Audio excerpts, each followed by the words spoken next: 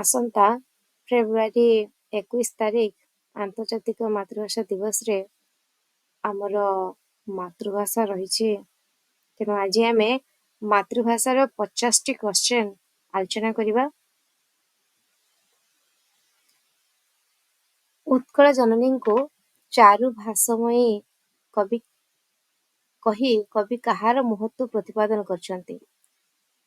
उत्कलीय कला स्थापत्यर, ओडिया जातिर, ओडिया भाषार ना उत्कलीय प्रकृतिर।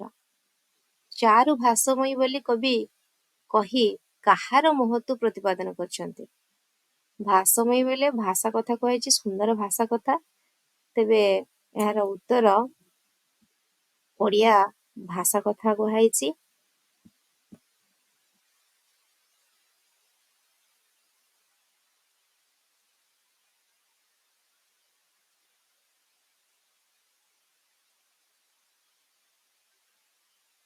नेक्स्ट आमे जिबा उत्कल जननी शरीर को किए धौत करुची। शुभ्र तटिनी ना पुण्य तीर्थ, झरणा ना समुद्र। यार आंसर हबो समुद्र।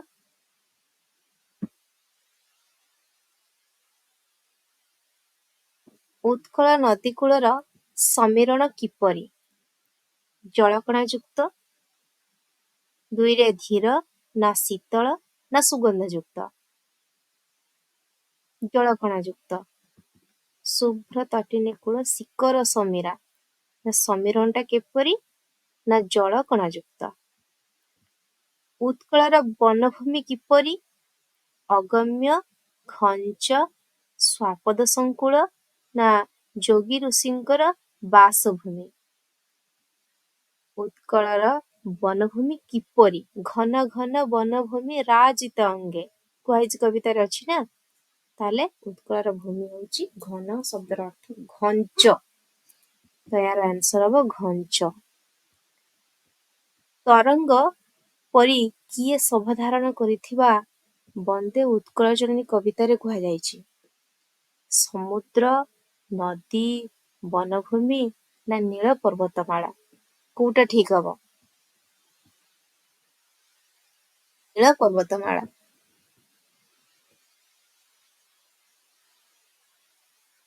या परे 6 नंबर प्रश्न। उत्कलर शस्य क्षेत्र काहा द्वारा सुशोभित?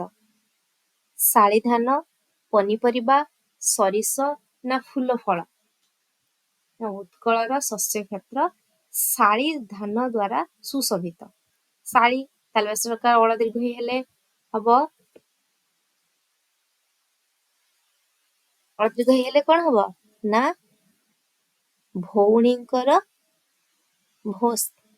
स्त्रींकर सान भौणी आउ ओळ हर्ष हेउची एक प्रकार शस्य। केउ मानक कुटीर द्वारा उत्कल भूमि पवित्र होईची?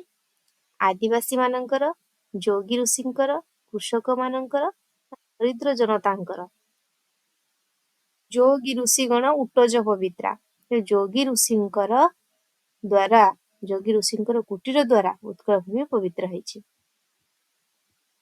उत्कल प्रदेश काहा द्वारा परिपूर्ण? पुण्य तीर्थ समूह, सुंदर प्राकृतिक स्थान, धर्मपीठ ना धन धान्य। पुण्य तीर्थ समूह। पुण्य तीर्थचय अछि ना कविता रे। तो पुण्य तीर्थ समूह। केउ मानक जगु उत्कल जननी गर्वित? मुनि ऋषि, श्रेष्ठ वीर, साधु सन्यासी ना विद्वान। श्रेष्ठ वीर मानक द्वारा उत्कल जननी गर्वित। ताले यार आंसर हबो ग श्रेष्ठ वीर। उत्कल जननीक देहरे कोण बोला होईची? चंदन, पवित्र जल, हळदी, शत्रुमानंक रक्त। कोटा ना अरिकुल शोणित चर्चित देह अछि नै। यार आंसर हबो शत्रुमानंक रक्त।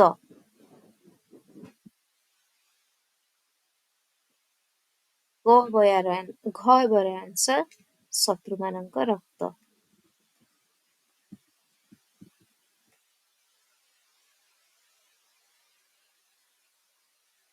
ବିଶ୍ୱର ବିଦ୍ୱାନଗଣ କାହାକୁ ସ୍ନେହ କରନ୍ତି? ଜନ୍ମଭୂମିକୁ, ବିଦ୍ୟାକୁ, ଉତ୍କଳ ଜନନୀଙ୍କୁ ନା ମଣିଷ ଜାତିକୁ? କୋଉମାନଙ୍କୁ ସ୍ନେହ କରନ୍ତି?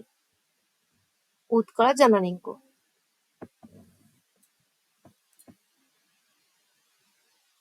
କେଉଁ ସୁନନ୍ଦର ମାନଙ୍କ ଦ୍ୱାରା ଉତ୍କଳ ଜନନୀ ବନ୍ଦିତା? ଶ୍ରେଷ୍ଠ ବୀର, ଶ୍ରେଷ୍ଠ କବି, ଶ୍ରେଷ୍ଠ ବିଦ୍ୱାନ ନା ଶ୍ରେଷ୍ଠ ଯୋଗୀ? ଏହାର ଆନ୍ସର ହବ ଶ୍ରେଷ୍ଠ କବି। ସମଗ୍ର ବିଶ୍ୱରେ କାହାର ଅନିନ୍ଦ୍ୟ କୀର୍ତ୍ତି ପ୍ରଚାରିତ? ଉତ୍କଳର ବୀରମାନଙ୍କର, ସୁନ୍ଦର ମନ୍ଦିର ଗୁଡ଼ିକର, ଉତ୍କଳ ଜନନୀଙ୍କର ନା ଉତ୍କଳର ପୁଣ୍ୟ ତୀର୍ଥ ସମୂହର? ଏହାର ଆନ୍ସର ହବ ଉତ୍କଳ ଜନନୀଙ୍କର।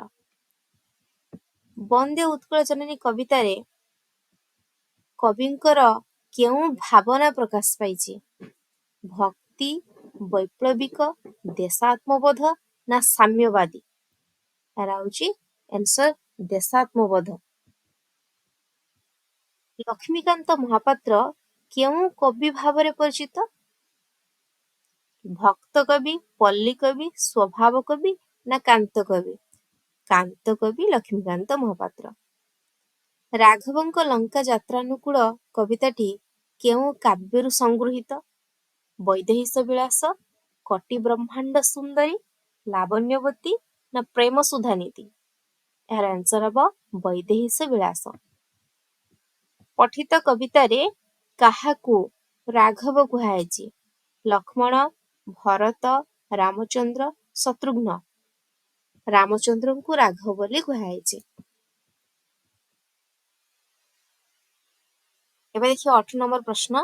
ରାମଚନ୍ଦ୍ର କାହିଁକି ସମୁଦ୍ର ପତିବାର ବିଚାର କରିଥିଲେ?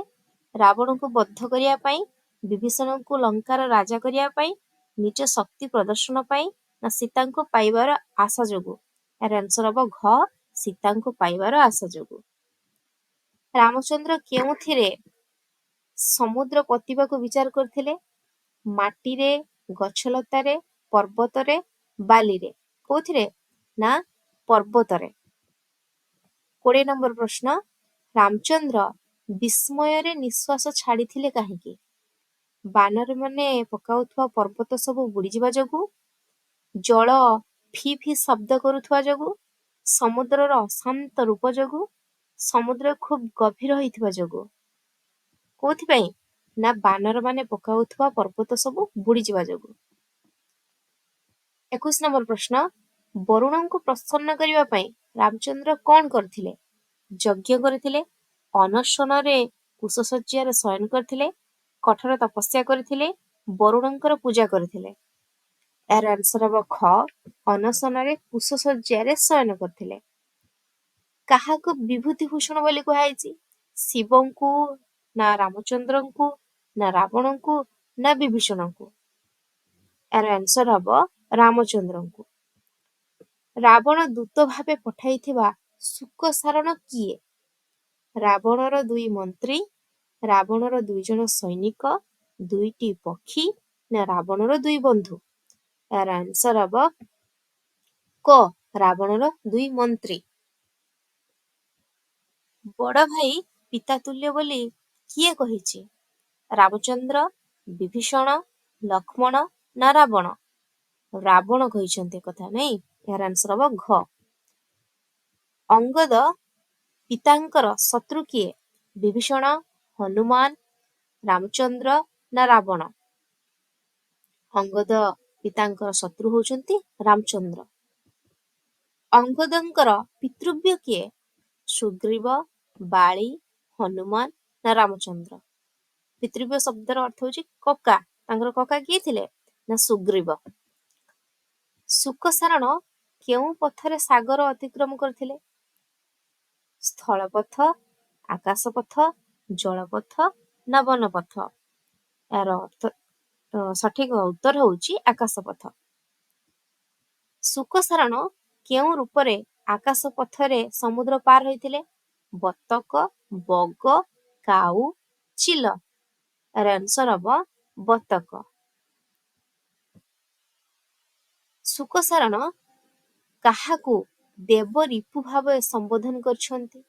ରାମଚନ୍ଦ୍ରଙ୍କୁ, ଅଙ୍ଗଦକୁ, ରାବଣକୁ, ବିଭୀଷଣକୁ। ଏହାର ସଠିକ ଆନ୍ସର ହବ ଗ ରାବଣଙ୍କୁ। 30 নম্বର ପ୍ରଶ୍ନ, କାହା ଭୟରେ ଶୁକସାରଣ ଲଙ୍କାକୁ ପଳାୟନ କରିଥିଲେ? ରାମଚନ୍ଦ୍ରଙ୍କର, ଅଙ୍ଗଦ ଓ ବିଭୀଷଣ ଉଭୟଙ୍କର, ହନୁମାନଙ୍କର, ସୁଗ୍ରୀବଙ୍କର। ଏହାର ଆନ୍ସର ହବ ଅଙ୍ଗଦ ଓ ବିଭୀଷଣ ଉଭୟଙ୍କର।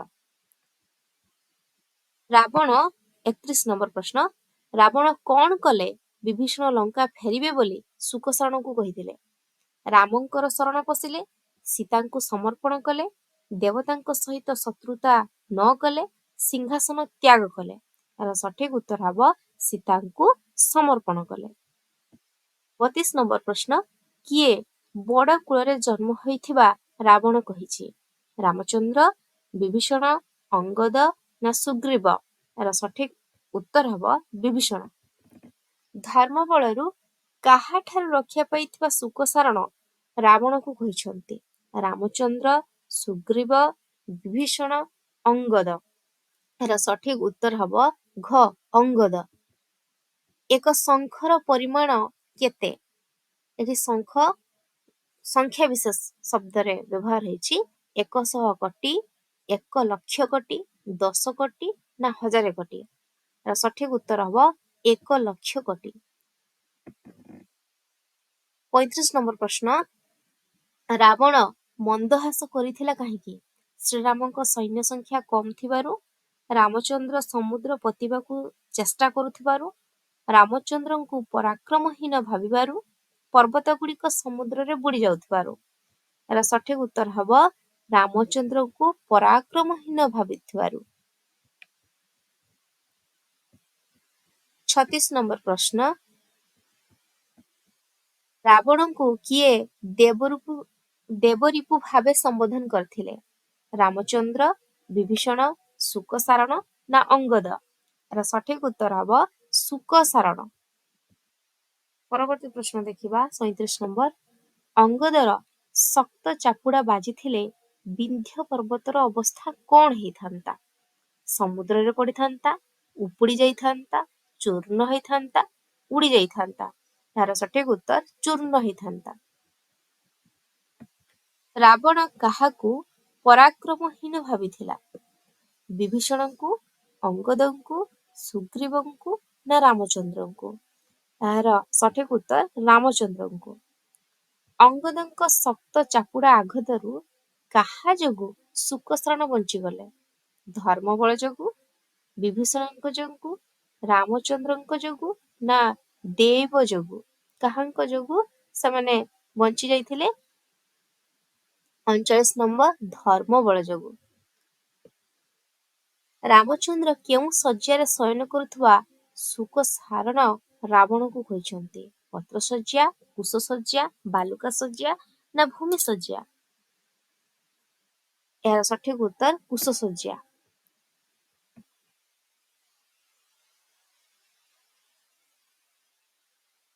ପରବର୍ତ୍ତୀ ପ୍ରଶ୍ନ 41 নম্বର, ପୂର୍ବ ଦିଗ୍ବଳୟରେ କବି କାହାର ଛାୟାକାର ଚିତ୍ର ଦେଖିଛନ୍ତି?